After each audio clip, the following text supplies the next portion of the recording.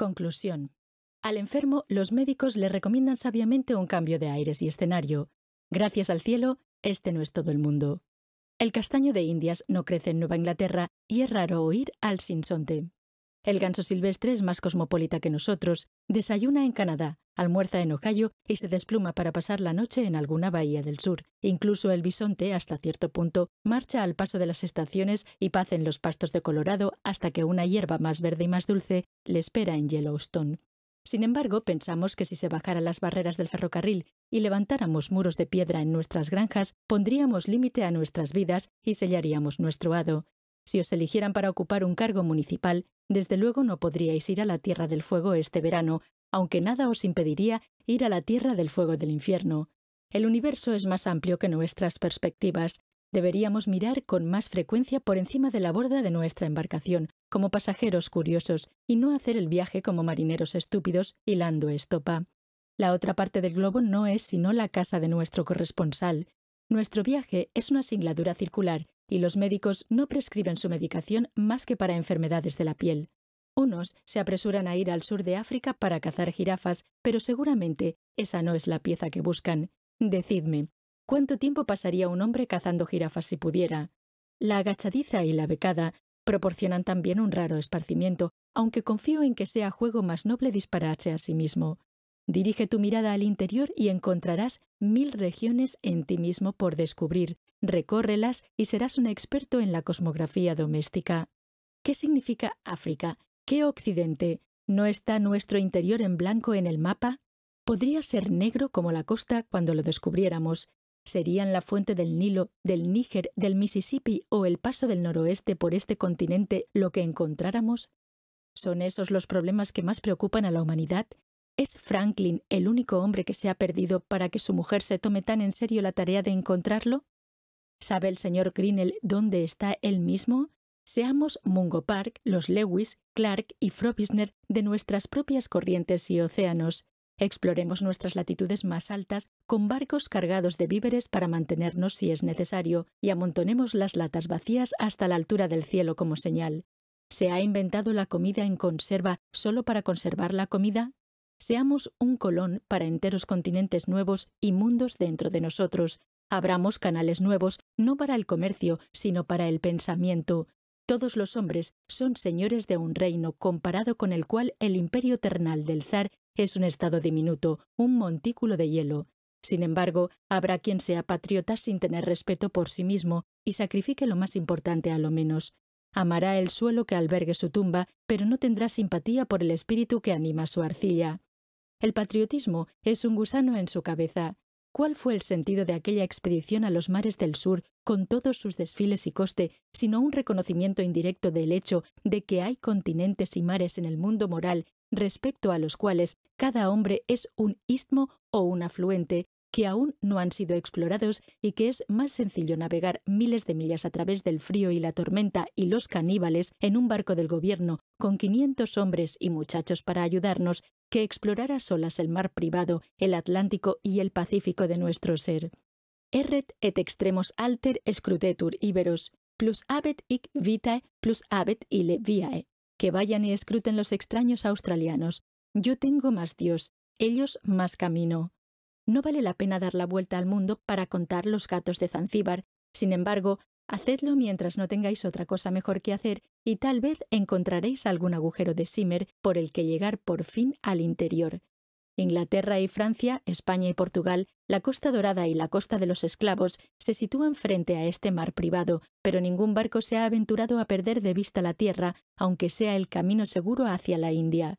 Si queréis aprender a hablar todas las lenguas y conformaros a las costumbres de todas las naciones y viajar más lejos que todos los viajeros, naturalizaos en todos los climas y obligad a la esfinge a golpear su cabeza contra una roca. Incluso obedeced al viejo filósofo y exploraos a vosotros mismos. Para ello se necesita ojo y nervio. Solo los derrotados y los desertores van a las guerras, cobardes que corren a alistarse. Marchad ahora hacia aquel lejano camino del oeste que no se detiene en el Mississippi o el Pacífico, ni lleva a una postrada China o Japón, sino que traza una tangente hacia esta esfera, en verano y en invierno, de día y de noche, a la caída del sol, a la caída de la luna y por fin a la caída de la tierra. Se dice que Mirabeau probó a saltear los caminos para averiguar qué grado de resolución era necesario oponerse formalmente a las más sagradas leyes de la sociedad. Declaró que un soldado que lucha en las filas no requiere tanto valor como un salteador de caminos, que el honor y la religión no se han interpuesto nunca en el camino de una resolución bien tomada y firme. Según está el mundo, era una afirmación valiente y, sin embargo, ociosa, sino desesperada. Un hombre más sano se encontrará a menudo formalmente opuesto a lo que se consideran las más sagradas leyes de la sociedad, si obedeciera leyes aún más sagradas, y de este modo pondría a prueba su resolución sin apartarse del camino. No es propio del hombre adoptar esa actitud respecto a la sociedad, sino mantenerse en la actitud en que se encuentre debido a la obediencia a las leyes de su ser, que nunca serán opuestas a un gobierno justo si por azar encontrara uno. Dejé los bosques por una razón tan buena como la que me llevó allí. Tal vez me pareciera que tenía más vidas que vivir y no podía dedicarle más tiempo a aquella. Es sorprendente con qué facilidad e insensibilidad seguimos una ruta particular y la convertimos en un camino trillado. No llevaba allí una semana y mis pisadas ya habían trazado un sendero desde mi puerta a la orilla de la laguna, y aunque han pasado 5 o 6 años desde que lo seguía, aún es visible. Es cierto, temo que otros puedan haberlo seguido y de este modo contribuido a mantenerlo despejado. La superficie de la tierra es suave e impresionable a las pisadas de los hombres y lo mismo ocurre con los senderos que recorre la imaginación. Qué gastadas y polvorientas deben estar las carreteras del mundo, qué profundos los surcos de la tradición y la conformidad. No querría tomar pasaje de camarote, sino ir delante del mástil y sobre la cubierta del mundo, pues allí podré ver mejor la luz de la luna entre las montañas. Ahora no deseo ir hacia abajo. Al menos aprendí con mi experimento que si avanzáramos confiadamente en la dirección de nuestros sueños y nos esforzáramos por vivir la vida que habíamos imaginado, nos encontraríamos con un éxito inesperado en las horas corrientes. Dejaríamos cosas detrás, traspasaríamos un límite invisible, leyes nuevas, universales y más liberales empezarían a promulgarse alrededor y dentro de nosotros, o se extenderían las antiguas y serían interpretadas a nuevo favor de un modo más liberal, y viviríamos con el permiso de un orden más elevado de seres. Conforme simplificáramos nuestras vidas, las leyes del universo parecerían menos complejas y la sociedad ya no sería soledad, ni pobreza la pobreza, ni debilidad la debilidad. Si habéis construido castillos en el aire, vuestra obra no tiene por qué perderse, están donde deben estar, ahora hay que poner los cimientos debajo. Es una exigencia ridícula, la de Inglaterra y América, de que habléis de modo que puedan entenderos. Ni los hombres ni las setas venenosas crecen de ese modo. Como si eso fuera importante y no fuera bastante con entendernos sin ellas. Como si la naturaleza solo pudiera soportar un orden del entendimiento y no mantuviera tanto a los pájaros como a los cuadrúpedos, a los seres que vuelan y a los que se arrastran, y so y arre, que el buey entiende, fueran las mejores palabras. Como si solo hubiera seguridad en la estupidez. Temo sobre todo que mi expresión no sea suficientemente extravagante, que no vaya más allá de los estrechos límites de mi experiencia diaria, de modo que sea adecuada a la verdad de la que estoy convencido. Extravagancia. Depende de lo acorralados que estéis. El búfalo errante, que busca nuevos pastos en otra latitud, no es extravagante como la vaca que cocea el cubo, salta la valla del patio y corre tras su ternera a la hora de ordeñar. Deseo hablar en alguna parte sin límites, como un hombre en un momento de vigilia, a hombres en momentos de vigilia, pues estoy convencido de que no exageraría tanto como para fundar una expresión sincera. Quien que haya oído una melodía musical teme que pueda volver a hablar extravagantemente. Con la perspectiva del futuro o de lo posible, deberíamos vivir con bastante laxitud e indefinición, siendo nuestro contorno borroso y confuso por ese lado, como nuestras sombras revelan una transpiración imperceptible hacia el sol. La volátil verdad de nuestras palabras debería mostrar continuamente la inadecuación del resto del enunciado. Su verdad es traducida de inmediato y solo queda su monumento literal. Las palabras que expresan nuestra fe y nuestra piedad no están definidas, sin embargo, son significativamente y fragrantes como el incienso para las naturalezas superiores. ¿Por qué descender siempre hasta el nivel de nuestra percepción más grosera y alabarla como si fuera sentido común?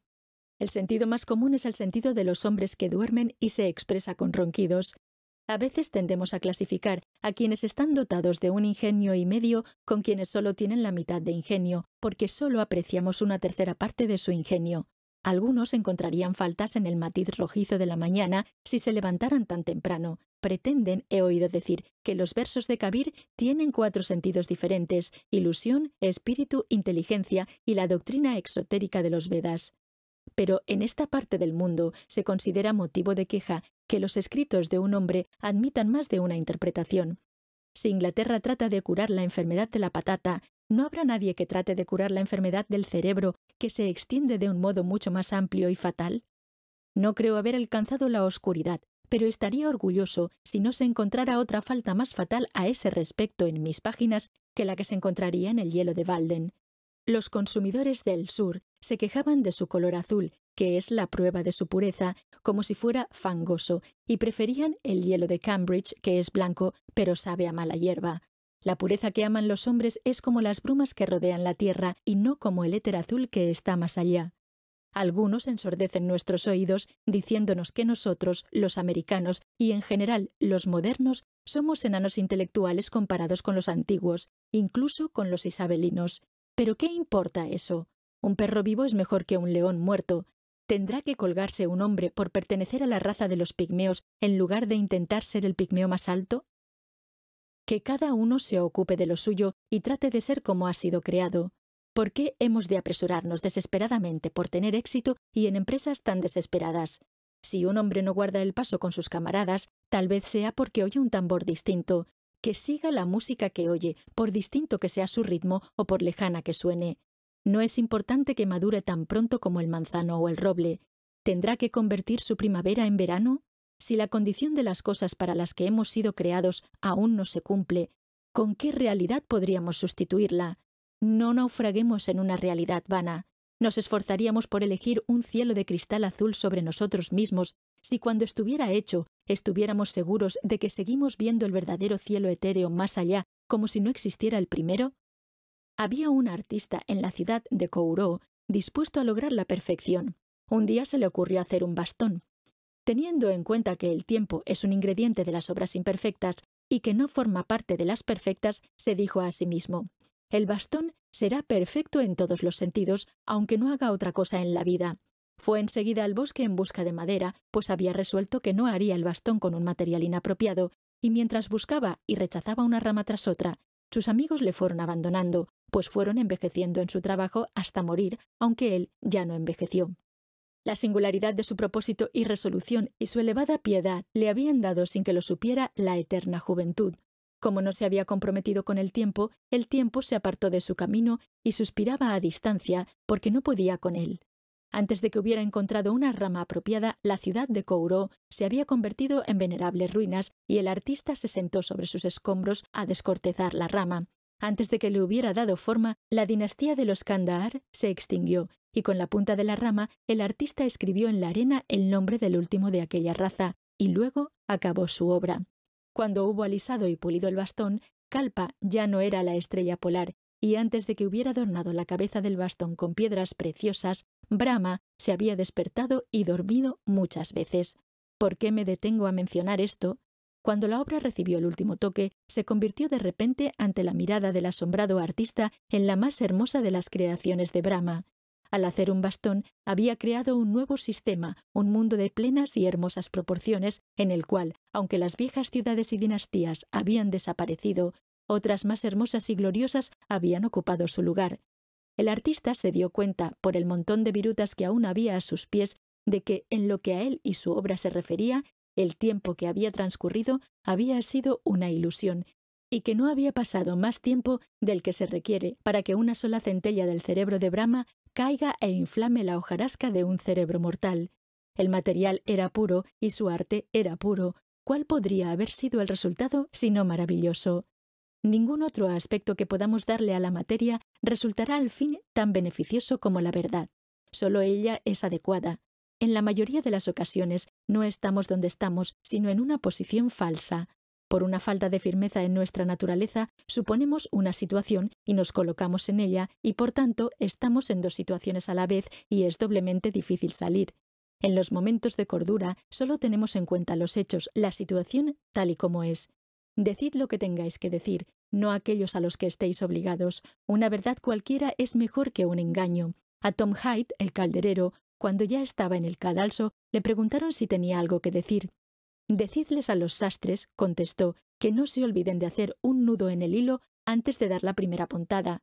La plegaria de su camarada ha sido olvidada.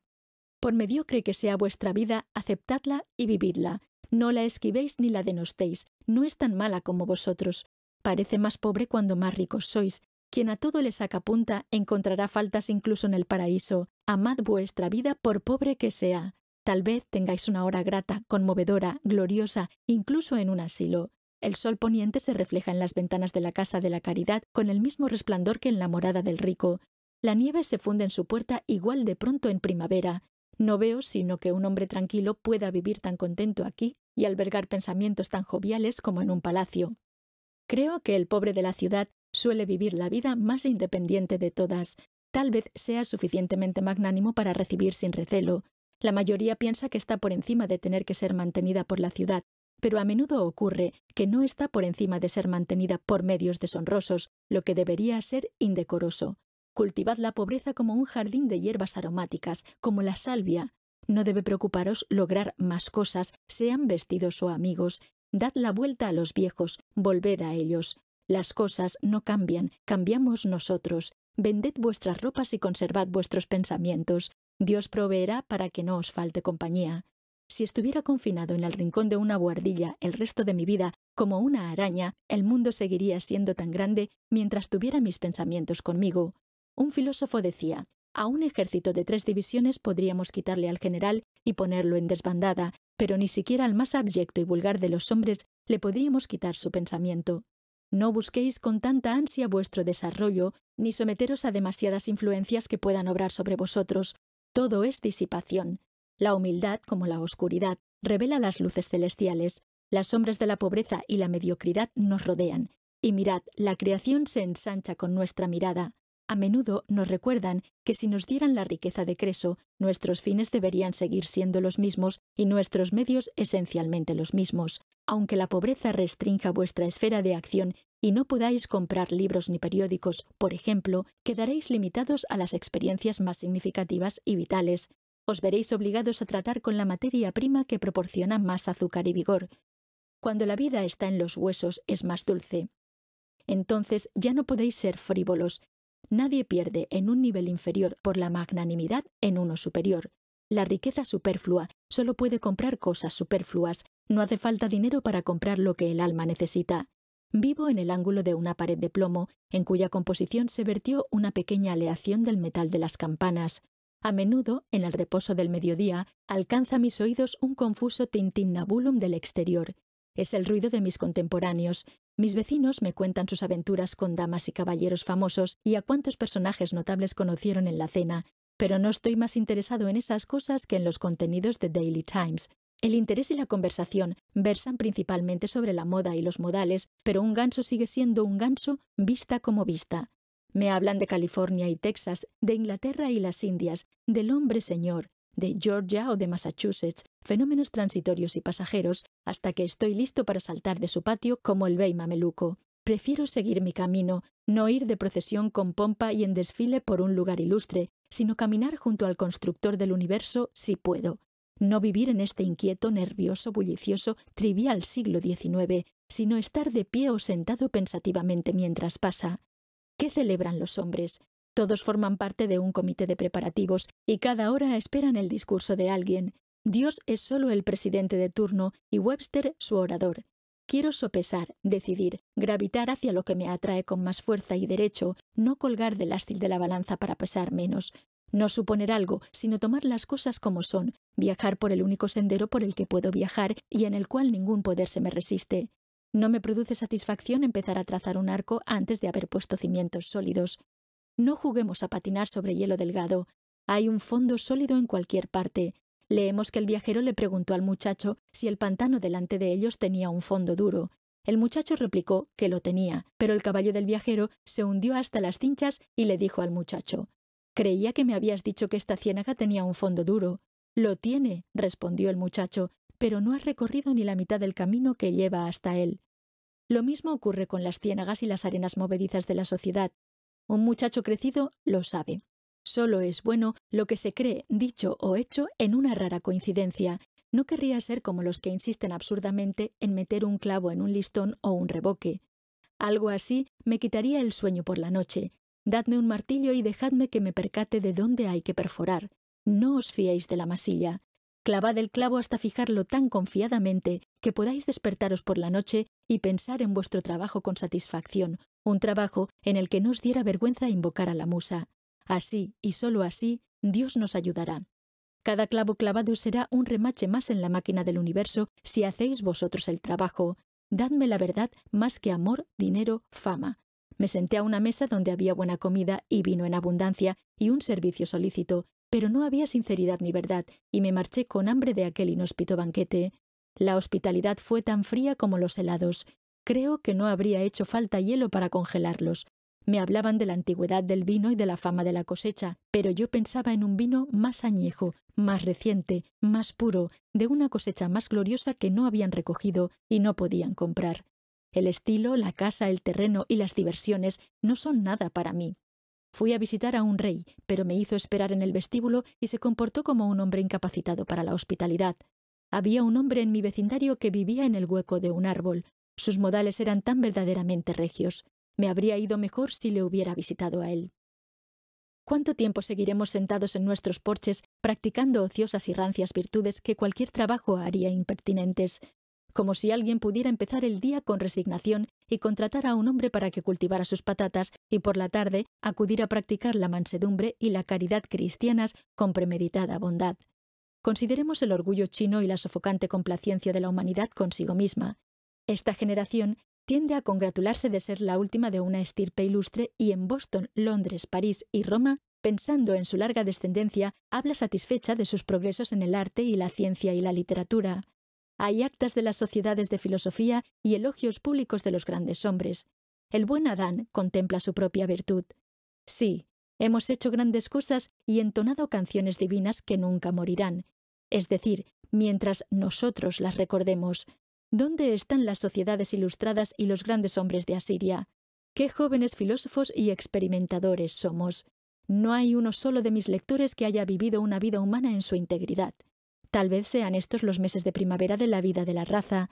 Aunque hayamos pasado la sarna de los 7 años, aún no hemos visto la plaga de langostas de 17 años de Concord. Estamos familiarizados con una mera película del globo sobre el que vivimos. La mayoría no ha cavado más de 6 pies de hondo en la superficie ni saltado otro tanto sobre ella. No sabemos dónde estamos. Además, casi la mitad del tiempo estamos profundamente dormidos. Sin embargo, juzgamos que somos sabios y tenemos un orden establecido en la superficie. Verdaderamente somos pensadores profundos, espíritus ambiciosos. Cuando estoy por encima del insecto que se arrastra entre las agujas de pino por el suelo del bosque y trata de ocultarse a mi vista, y me pregunto por qué acaricia esos humildes pensamientos y esconde su cabeza de mí, que podría ser su benefactor y transmitir a su raza una información jubilosa, recuerdo al gran benefactor y a la inteligencia que está por encima de mí, el insecto humano. Hay un flujo incesante de novedad en el mundo, y sin embargo, toleramos una torpeza increíble. Solo tengo que señalar los sermones que aún se escuchan en los países más ilustrados. Contienen palabras como gozo y pena, pero solo son la carga del salmo, entonado con un gangueo nasal, mientras seguimos creyendo en lo ordinario y mediocre. Pensamos que solo podemos cambiar de vestido. Se dice que el Imperio Británico es muy grande y respetable, y que los Estados Unidos son una potencia de primer orden. No creemos que una marea suba y baje detrás de cada hombre, en la cual el Imperio Británico flotaría como una astilla si los hombres la abrigaran en su imaginación. ¿Quién sabe qué plaga de langostas de 17 años saldrá del suelo? El gobierno del mundo en el que vivo no se ha formado como el de Gran Bretaña, en conversaciones de sobremesa regadas con vino. La vida está en nosotros como el agua en el río. Podría subir este año más de lo que el hombre ha conocido jamás e inundar las sedientas tierras altas. Incluso podría ser el año memorable en que se ahoguen todas nuestras ratas almizcleras. No siempre ha sido seca la tierra donde vivimos. Veo tierra adentro las orillas que la corriente bañaba antiguamente, antes de que la ciencia empezara a registrar sus crecidas. Todo el mundo ha oído contar la historia que circula por Nueva Inglaterra del fornido y hermoso insecto que salió de la tabla seca de una vieja mesa de madera de manzano y que había estado en la cocina de un granjero durante 60 años, primero en Connecticut y luego en Massachusetts, de un huevo depositado en el árbol vivo muchos años antes, como se vio al contar las capas anulares a su alrededor. Lo oyeron roer durante semanas, tal vez empollado por el calor de una cafetera. ¿Quién no siente fortalecida su fe en la resurrección y la inmortalidad al oír esto? ¿Quién sabe qué hermosa y alada vida, cuyo huevo ha estado sepultado durante años bajo muchas capas concéntricas de rigidez en la seca vida muerta de la sociedad, depositado al principio en la albura del árbol verde y vivo, gradualmente convertido en la semblanza de su tumba acondicionada, una vida a la que tal vez la asombrada familia del hombre, sentada a la mesa festiva, haya oído roer durante años, podrá salir inesperadamente del mobiliario más trivial y usado para disfrutar por fin su perfecta vida de verano? No digo que John o Jonathan se den cuenta de todo esto, pero ese es el carácter de la mañana, que el mero paso del tiempo no puede hacer que amanezca. La luz que deslumbra nuestros ojos es oscuridad para nosotros. Solo amanece el día para el que estamos despiertos. Queda más día por amanecer. El sol no es sino una estrella matutina.